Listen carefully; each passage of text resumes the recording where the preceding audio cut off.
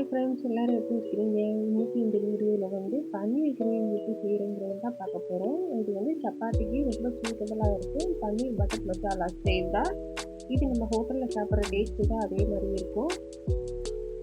வாங்க இந்த பன்னீர் கிரேவி எப்படி பண்ணுறதுன்னு நம்ம பார்க்கலாம். ஃபர்ஸ்ட் நான் வந்து பன்னீர் வந்து சின்ன சின்ன க்யூப்ஸாக வந்து கட் பண்ணி எடுத்து வச்சுருக்கிறேன்.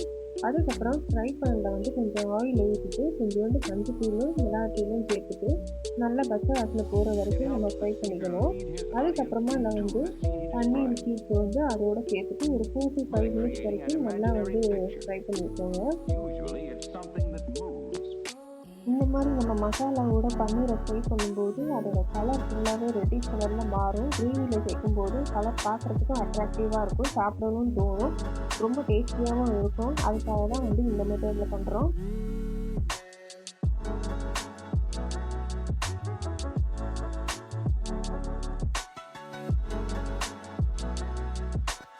இப்போ இந்த பன்னீர் வந்து நல்லா கோல்டன் கலரில் ஃப்ரை ஆன பிறகு நம்ம எடுத்துடலாம். அதே ஆயிலில் கொஞ்சோண்டு வந்து சோம்பு போட்டுட்டு கொஞ்சம் கட் பண்ணி வச்சுருந்த வெங்காயத்தையும் அதில் சேர்த்து நல்லா வதக்கிக்கோங்க. தேவையான அளவு கல்லுப்பு சேர்த்துக்கலாம்.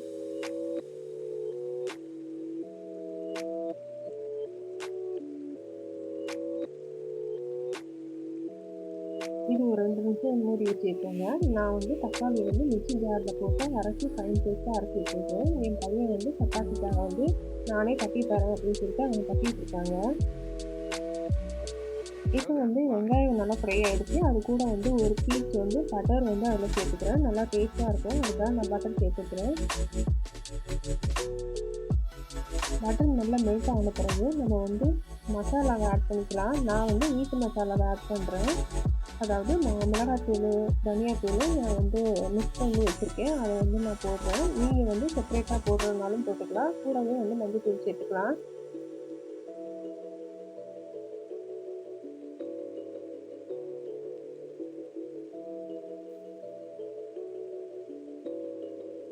இப்போ நம்ம அரைச்சி வச்சிருந்த தக்காளி பேஸ்ட்டு அதோடு சேர்த்துக்கலாம்.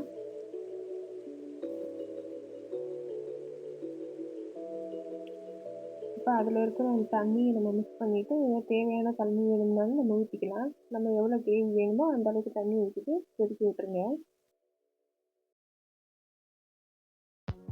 அதுக்கு முன்னாடி ஒரு நிமிஷம் ஒரு சின்ன வீடியோ உங்கள்கிட்ட ஷேர் பண்ணலான்னு இருக்கேன். இது வந்து மைக்ரோ கோல்ட் பிளேட்டட் ஜுவல்லரி. இது வந்து ரொம்ப நாளாக நான் சேல் பண்ணிட்டுருக்கேன். ஃபுல்லாக வந்து ப்ரீமியம் குவாலிட்டி மட்டும்தான் நம்மகிட்ட அவைலபிளாக இருக்கும். இந்த வர டிசைன்ஸில் உங்களுக்கு ஏதாவது பிடிச்சிருந்துச்சுன்னா கீழே இருக்க டிஸ்கிரிப்ஷனில் வந்து லிங்கை கொடுத்துருக்குறேன், இல்லைன்னா வாட்ஸ்அப் நம்பர் கொடுக்குறேன். அதில் நீங்கள் போய்ட்டு கேட்லாகில் போய் பார்க்கலாம். இதில் வந்து கலெக்ஷன்ஸ் எல்லாமே அப்லோட் பண்ணுவோம். நாங்கள் ஃபோட்டோஸில் பார்த்துட்டு எது பிடிச்சிருந்து ஆர்டர் ப்ளேஸ் பண்ணி வாங்கிக்கலாம்.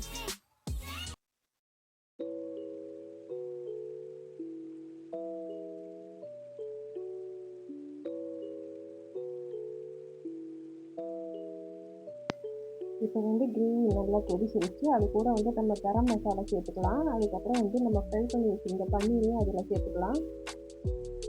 இது ஒரு 4 to 5 மினிட்ஸ் வரைக்கும் நல்லா வந்து கொதிக்க விடுங்க.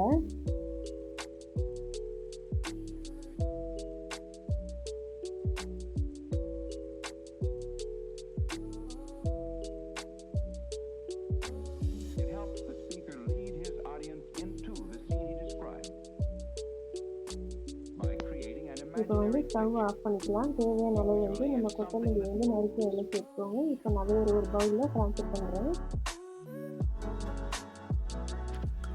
இப்போ வந்து என் பையன் வந்து ஃபைனலாக ஒரு சப்பாத்தி தட்டி முடிச்சிட்டாங்க.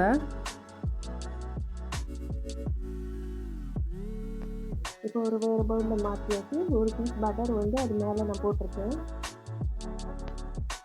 நீங்களும் உங்கள் வீட்டில் வந்து இந்த கிரேவி செஞ்சு பார்த்துட்டு எப்படி இருக்குன்றது எனக்கு கமெண்ட்டில் சொல்லுங்கள். இந்த வீடியோ உங்களுக்கு பிடிச்சிருந்தால் லைக் பண்ணுங்கள், ஷேர் பண்ணுங்கள், கமெண்ட் பண்ணுங்கள், மறக்காமல் சப்ஸ்கிரைப் பண்ணுங்கள்.